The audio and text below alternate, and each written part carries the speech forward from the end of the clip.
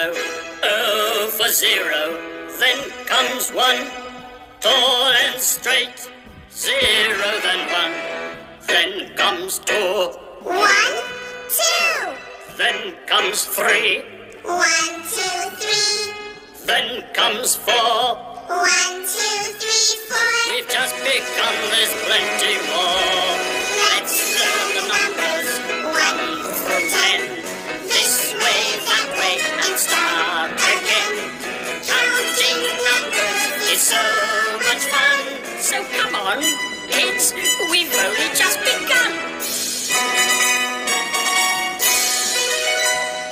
Then comes 5. 1, 2, 3, 4, 5. Then there's 6, then 7, then 8. 1, 2, 3, 4, 5, 6, 7, 8. Then there's 9, which comes after 8. 1, 2, 3, 4, 5, 6, 7, 8, 9. Let's learn the numbers 1 through 10. This way, that way, and start again. Counting numbers is so much fun. So come on, kids, we're almost done. And then there's 10. I'll say it once again. 10.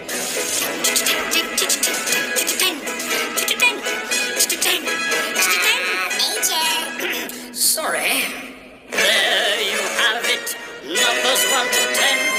1, 2, 3, 4, 5, 6, 7, 8, 9, 10. Now you. 1, 2, 3, 4, 5, 6, 7, 8, 9, 10. Let's learn the numbers 1 through 10. This way, that way, and start again. Counting numbers is so much fun. Great job, kids. Very well done.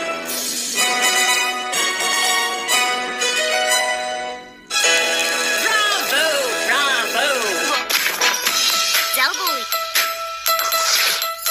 C O cow cow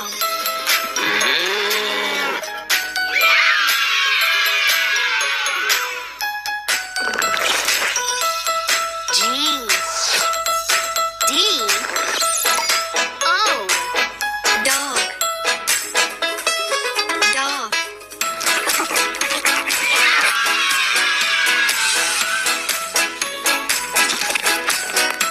I G P pig pig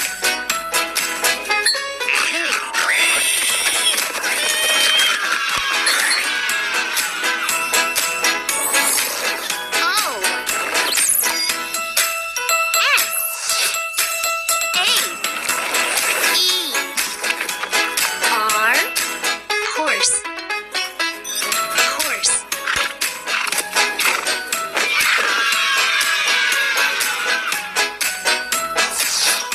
E E H S P sheep sheep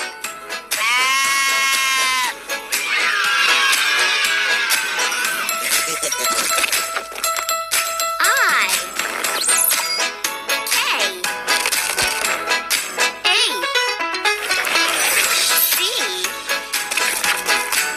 C chick chick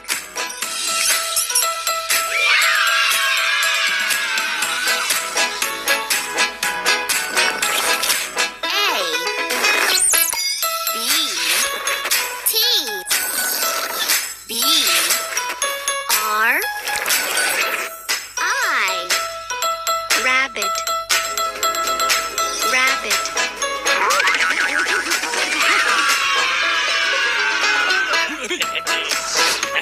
O P G A goat goat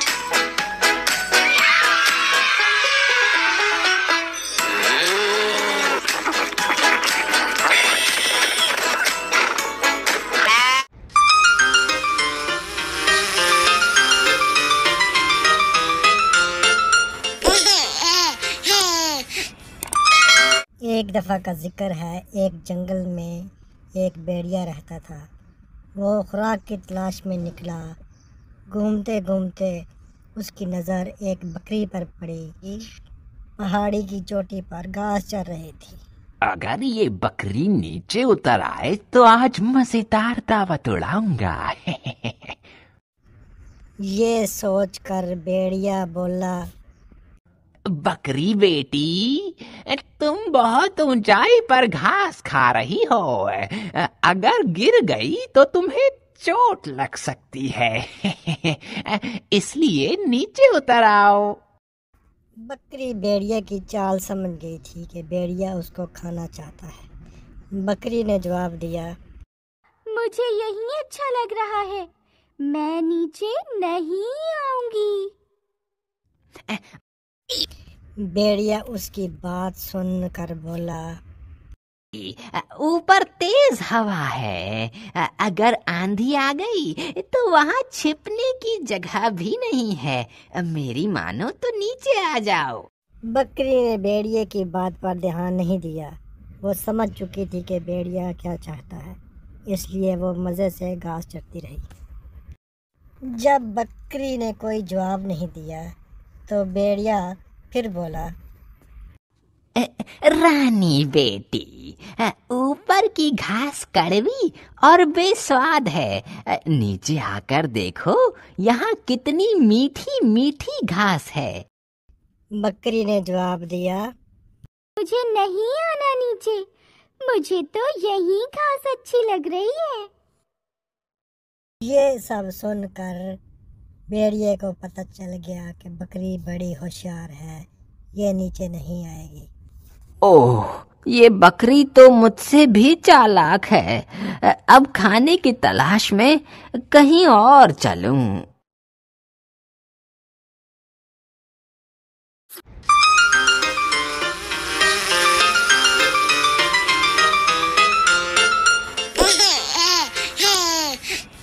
दोस्त, क्या हाल है?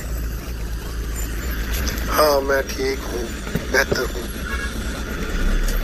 सुना है कल रात को तुम्हारे घर में चोर आ गए थे। हाँ भाई, मेरे रात को चोर आए थे हमारे घर। मुझे ये भी पता चला है कि चोर काफी सामान ले गए हैं और तुम्हें मारा भी बहुत है और 1 घंटे तक तुम्हें मुर्गा बना के रखा है। क्या ये बात सच है? जी, आप सही कह रहे हैं। ऐसे ही उन्हें मुझे मारा भी और मुझे मुर्गा भी बना के रखा। तो फिर तुमने शोर क्यों नहीं मचाया? हम तुम्हारी मदद के लिए आ जाते। मैंने शोर इसलिए नहीं मचाया कि चोरों को भी पता चले कि मैं डरपोक नहीं हूँ। है? इसलिए शोर नहीं मचाया? जी, मैंने आधे घंटे पहले बोला था सब टेबल साफ होनी चाहिए। हुई क्यों नहीं अभी तक? मैडम, टेबल साफ कर तो रहा हूँ।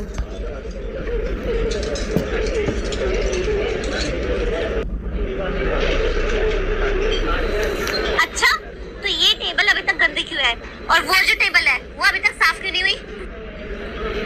मैडम, वो टेबल तो मैंने कब का साफ कर दिया और बहुत सारी टेबल गंदी थी तो इसलिए थोड़ा टाइम लग गया। अच्छा, वो टेबल साफ कर दी।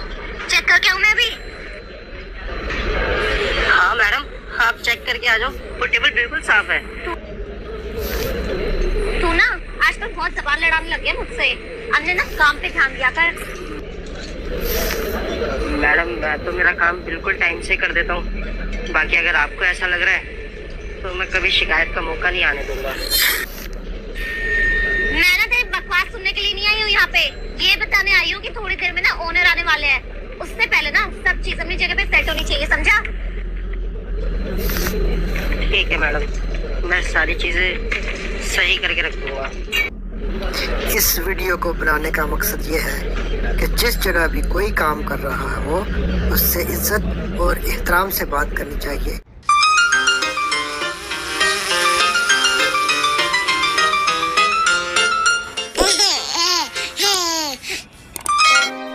एक दफ़ा का जिक्र है कि एक जंगल में एक चिड़िया रहती थी।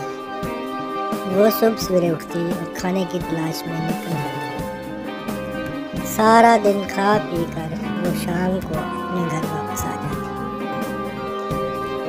एक दिन ऐसा हुआ कि वो सुबह सवेरे उठी और खाने की तलाश में निकली। उठते उठते वो काफ़ी दूर चली गई। जब वापसी के लिए मुड़ी तो शाम हो चुकी थी। अभी वो थोड़ा ही उड़ी थी कि अंधेरा फैलने लगा।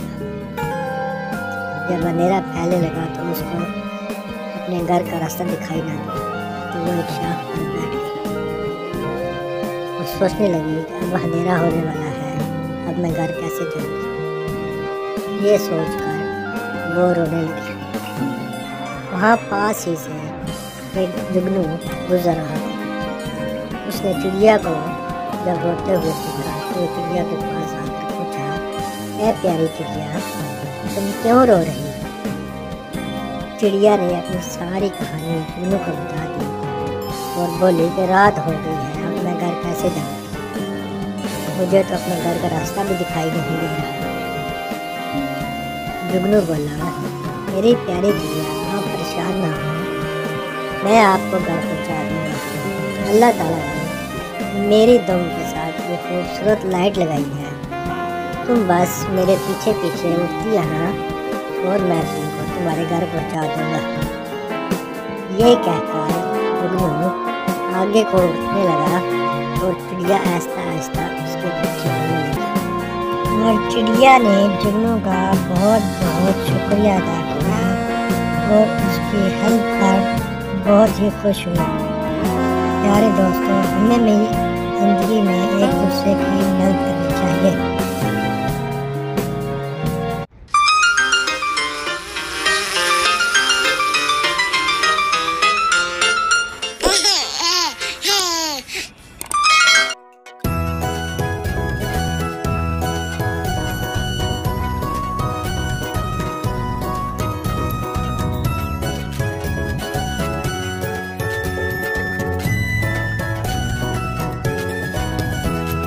एक एक अगर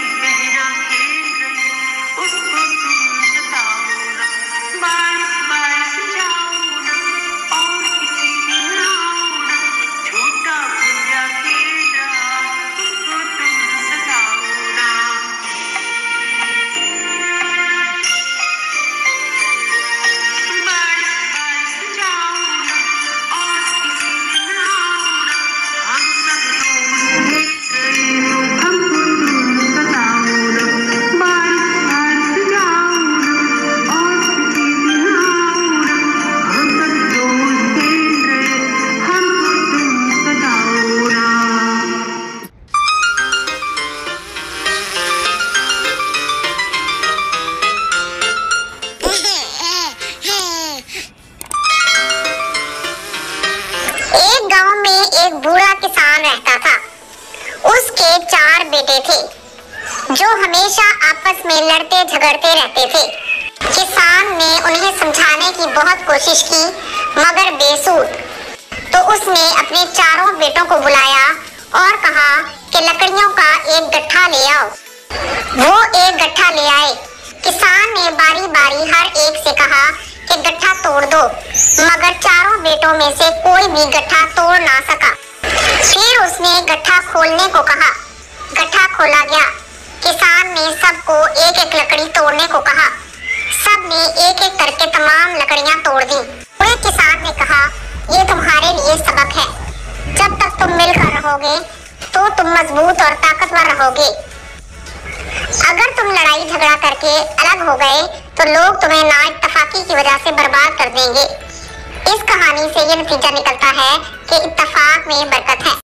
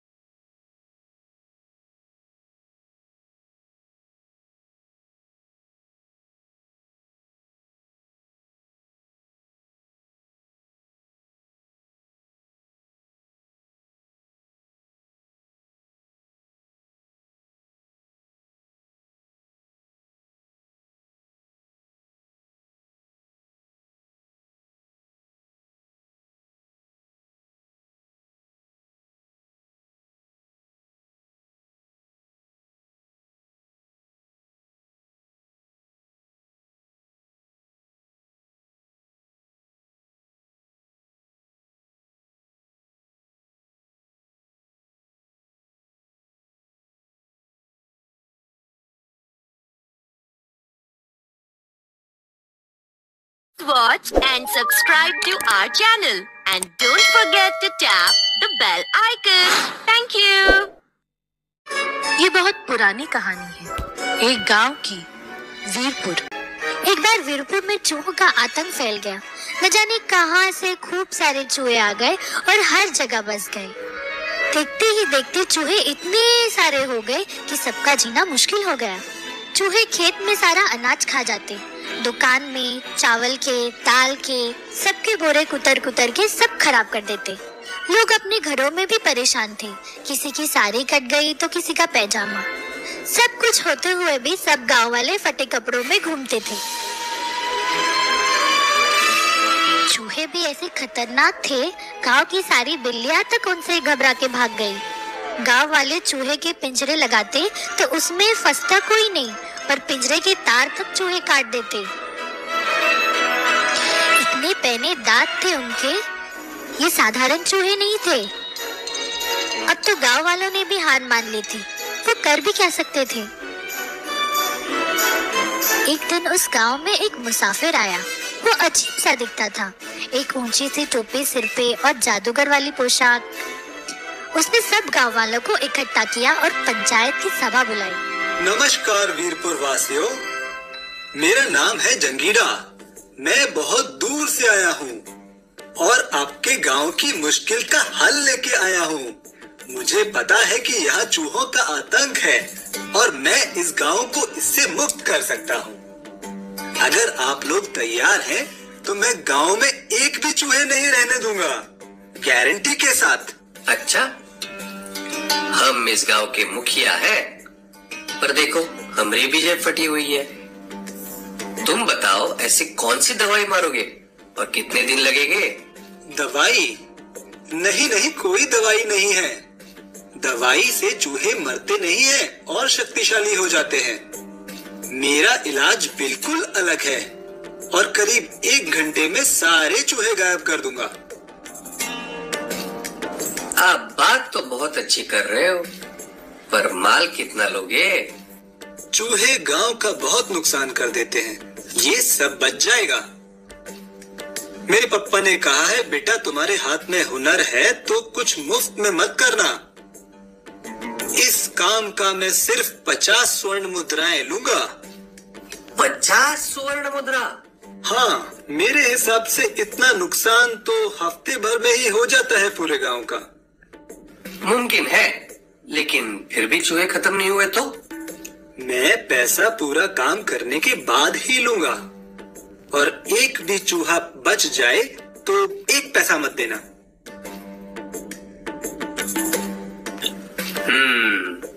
इतना भरोसा? रुको 1 मिनट, मैं बाकी पंचों से बात करके आता हूँ।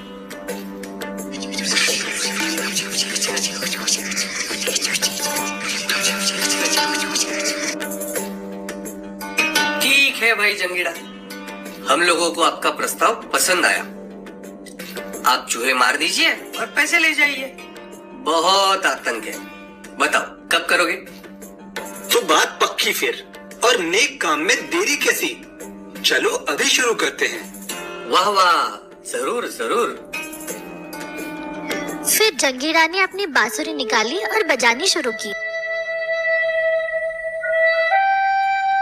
जंगीरा की बांसुरी में जैसे जादू था। वो बांसुरी बजाता गया और हर घर, खेत, दुकान, सब जगह से चूहे निकल निकल के उसके पास आने लगे। वो मैदान में आके नाचने लगे। सब चूहों की आंखें बंद थी, आंख बंद करके वो नाच रहे थे। सारे चूहे इकट्ठा होने के बाद जंगीरा ने चलना शुरू किया। चूहे भी मंत्रमुग्ध हो उसके पीछे पीछे चलने लगे नाचते नाचते। जंगीरा चलते चलते नदी तक पहुंच गया। वो नदी के अंदर जाने लगा। गांव वालों ने देखा कि चूहे भी पानी के अंदर जा रहे थे उसके पीछे। मौत का भय भी इनको रोक नहीं सका। जंगीरा नदी में काफी अंदर तक चला गया और सारे चूहे उसके साथ पानी में चले गए। सब चूहे पानी में सांस न लेने की वजह से मर गए। फिर जंगीरा वापस गांव वालों के पास आ गया। लो जी, हो गया आपका काम। सारे चूहे नष्ट हो गए। अब इस गांव में कोई फटे कपड़े पहन के नहीं घूमेगा। मेरा काम हो गया, अब आप मुझे मेरा पैसा दो तो मैं चलता हूँ। वाह वाह जंगीड़ा, तुम्हारी बांसुरी में तो सचमुच जादू है। पहले तो हमें बिल्कुल यकीन नहीं हुआ था कि ऐसा भी मुमकिन है। तभी मुमकिन है। हमने तो ऐसे ही हाँ कर दी थी, वरना 50 स्वर्ण मुद्राएं बहुत ज्यादा रकम होती है, और तुम्हारे लिए भी तो बस थोड़ी देर का काम था। एक काम करो, तुम ये 2 स्वर्ण मुद्राएं ले लो, अभी भी काफी ज्यादा है। पूरा मुनाफा है तुम्हारा, खुश रहो। कर दी ना नेताओं वाली बात। पंचायत के सामने बात पक्की हुई थी और सबने देखा था। मैंने अपना वादा पूरा किया है 100%। आप ये ठीक नहीं कर रहे हैं। रुको जंगीड़ा, मैं अपने पंचों से बात करता हूँ।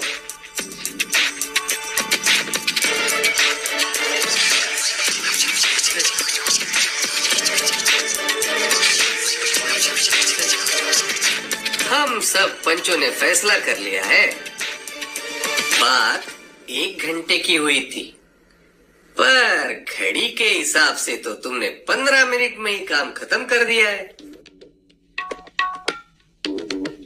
और तुमने भी सिर्फ बांसुरी बजाई है और चल के गए हो। हाँ, तुम्हारा हुनर काबिले तारीफ है। इसीलिए गांव की तरफ से खुशी खुशी 5 स्वर्ण मुद्राएं हम तुमको देंगे। अब तो नाराज नहीं हो ना? जंगीड़ा जुबान का पक्का है। बात 50 स्वर्ण मुद्रा की हुई थी, इससे कम नहीं लेगा जंगीड़ा। अच्छा, पत्थर की लकीर लेके बैठे हो। ठीक है, एक काम करते हैं, हम लोगों को भी पैसे ज्यादा लग रहे हैं। तुम हमारे चूहे वापस कर दो, हम तुम्हें 50 स्वर्ण मुद्रा नहीं देंगे। ठीक है, तो अब जो होगा उसका जिम्मेदार मैं नहीं हूँ। जो करना है कर लो। लगता है तुमको सरकारी कामकाज करना नहीं आता। पंचों की बात सुन के जंगीड़ा को निराशा हुई। उसने अपनी बांसुरी निकाली और बजाना शुरू कर दी। बांसुरी तो वही थी, पर धुन नहीं थी। लोग भी खड़े खड़े देख रहे थे। वो सोच रहे थे कि क्या ये जादूगर मरे हुए चूहों को अपनी बांसुरी से जिंदा कर लेगा, पर माजरा तो कुछ और ही था। जंगीड़ा की बांसुरी की धुन सुन के गांव के सारे बच्चे बाहर निकल के आ गए और धुन की ओर भागने लगे। धीरे धीरे सारे बच्चे जंगीड़ा के पास पहुंच गए और नाचने लगे। सभी बच्चों की आंखें बंद थी और मंत्रमुग्ध होके नाच रहे थे। ये सब गांव वाले देख रहे थे, देखते रहे। पर जैसे ही जंगीड़ा ने नदी की तरफ चलना शुरू किया, सब गांव वालों के पैरों से जैसे जमीन ही खिसक गई। नहीं, रुको रुको, हमें माफ कर दो, हमसे गलती हो गई। हम पूरी 50 स्वर्ण मुद्रा देने के लिए तैयार हैं। बच्चों को नुकसान मत पहुंचाओ। जंगीड़ा ने बांसुरी बजाना बंद किया और शांति से बोला, जजमान, आपने मुझसे 2 बार काम कराया है, अब 50 स्वर्ण मुद्रा कैसे? अब तो 100 देनी होंगी। आप सोच के बता दो। अगर हाँ करते हैं तो ठीक है, नहीं तो मैं अपना काम तीसरी बार भी कर सकता हूँ। मेरे पापा ने कहा है, बेटा अगर तुम्हारे हाथ में हुनर है तो कभी मुफ्त में मत करना। पैसा तो मैं हर बार लेता हूँ। ओह, हम समझ गए, सब समझ गए। हाँ, 100 स्वर्ण मुद्रा देते हैं। दरअसल बहुत कम है, हम पूरा दे देंगे, कौनो बात नहीं है। लाओ भाई खजांची, पैसे दो। कैसन आदमी हो तुम, पक्का करके मुकर जाते हो। ईमानदारी का तो जमाना ही नहीं रहा। फिर बच्चों, जंगीड़ा को उसके पूरे पैसे मिले। इसके साथ गांव में जैसे खुशी की लहर छा गई। सब चूहों से मुक्ति पाकर बहुत ही खुश थे। सबने अपने लिए नए नए कपड़े लिए। अब हमारा कुर्ता भी फटा नहीं है, स्टाइल है हमारा। अगर आपको वीडियो पसंद आया तो सब्सक्राइब करना मत भूलना।